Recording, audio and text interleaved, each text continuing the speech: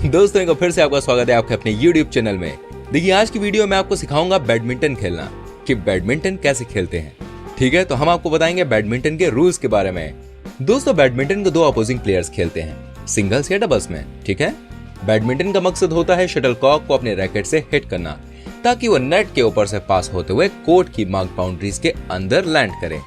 दोस्तों जब आपका ओपोनेंट शटलकॉक को हिट करके वापस करता है तो लगातार तब एक रैली होती है, जब तक आप अपने ओपोनेंट को या ओपोनेंट आपको शटलकॉक बाहर या फिर नेट पर हिट करने को मजबूर ना कर दें। ठीक है, ऐसा करने पर देखिए एक पॉइंट मिलता है। आपको 21 पॉइंट्स चाहिए होते हैं सेट को जीतने के लिए। ओके,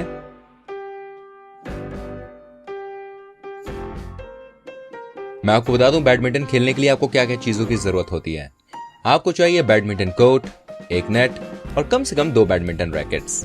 बड़ा सवाल कि सबसे पहले कौन जीतेगा, तो मैं आपको बताता हूं। कॉइन टॉस ये तय करता है कि पहले कौन सर्व करेगा। ठीक है, अब बात कर लेते हैं इसके रूल्स के बारे में। रूल नंबर 1, प्लेयर को सर्व करने के पहले वेट करना चाहिए जब तक उसका ओपोनेंट तैयार ना हो। रूल नंबर 2, प्लेयर्स को नेट के आर पार अपने ओपोनेंट को डायगोनली सर्व करना होता है। रूल नंबर 3, जैसे जैसे पॉइंट्स जीते जाते हैं सर्विंग स्टेशंस भी एक साइड से दूसरे साइड मूव हो जाते हैं। रूल नंबर 4, अगर कोई प्लेयर अपनी बॉडी के लिए किसी भी पार्ट से या रैकेट से नेट को छू लेता है तो उसे फॉल्ट माना जाता है और ओपोनेंट को पॉइंट मिल जाता है।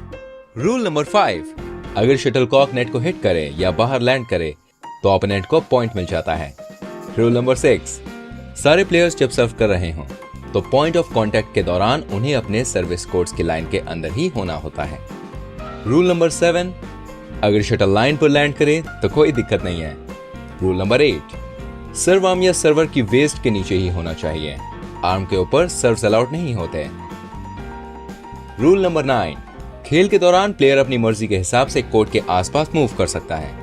रूल नंबर 10, प्लेयर्स को शटलकॉक को प्लेइंग एरिया के बाहर से हिट करने की इजाजत होती है। रूल नंबर 11, बैडमिंटन में केवल सर्वर ही पॉइंट जीत सकता है। रूल नंबर 12, शटलकॉक को सर्व करने से पहले प्लेयर्स को गेम का स्कोर अनाउंस करना होता है, अपने टोटल पॉइंट्स बोलने होते हैं, उसके बाद अपने ओपोनेंट के टोटल पॉइंट्स बोलने होते हैं। ठीक है, चलिए बात करते हैं कि रैली क्या है। देखिए जब आप और आपका ओपोनेंट शटलकॉक को आगे पीछे हिट करता है ना, और कोई मिस कर दे और शटलकॉक ग्राउंड पर गिर जाए तो भाई उसको कहते हैं रैली। दोस्तों शटलकॉक को सर्व करने के बाद आपका ओपोनेंट कोशिश करता है कि नेट के ऊपर से आपको वापस करे। अगर वो मिस कर दे और शटलकॉक कोर्ट में गिर जाए तो आप रैली जीत जाएंगे और 1 पॉइंट भी स्कोर करेंगे।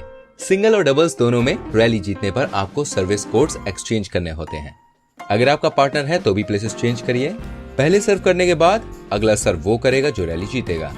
अगर आप पहला राउंड सर्व कर रहे हैं और पहली रैली जीत गए तो सर्विंग तब तक करिए जब तक कि दूसरा प्लेयर ना जीते। अब बात करते हैं LET क्या होता है। देखिए दोस्तों LET एक ऐसी सिचुएशन होती है जिसमें रिप्ले की जरूरत होती है। इसमें शटलकॉक का बैट में फंसना, सर्वर के बिना टर्न सर्व कर देना, एक प्लेयर का रेडी ना होना या फिर बहुत ही क्लोज डिसीजन शामिल हो सकते हैं। ठीक है, अब एक बड़ा सवाल कि भाई बैडमिंटन को आगे कैसे जीते हैं। देखिए जो प्लेयर 21 पॉइंट्स पहले स्कोर कर ले वो सेट को जीत जाता है। अगर स्कोर्स 20-20 पर टाई हो जाए तो देखना पड़ेगा कि किस प्लेयर को आगे 2 क्लियर पॉइंट्स मिल सकते हैं। अगर पॉइंट्स फिर भी 29-29 पर टाई हो रहे हैं तो फिर अगला पॉइंट सेट का विनर तय करता है। बैडमिंटन गेम को जीतने के लिए प्लेयर को 3 खेले हुए सेट्स में से 2 को जीतना होगा। दोस्तों हम उम्मीद करते हैं कि आपको बैडमिंटन के रूल्स अच्छे से समझ में आ गए होंगे और अब आपको बैडमिंटन को सही तरह से खेलना आ गया होगा। कोई भी कंफ्यूजन हो तो प्लीज हमारी वीडियो को दोबारा देख लीजिएगा, आपकी सारी कंफ्यूजन दूर हो जाएगी। फ्रेंड्स आई होप आपको हमारी वीडियो अच्छी लगी होगी। प्लीज इसको लाइक करें, शेयर कीजिए और कमेंट करें और ऐसी और इंटरेस्टिंग वीडियोस को देखने के लिए हमारे चैनल को जल्दी से सब्सक्राइब करें।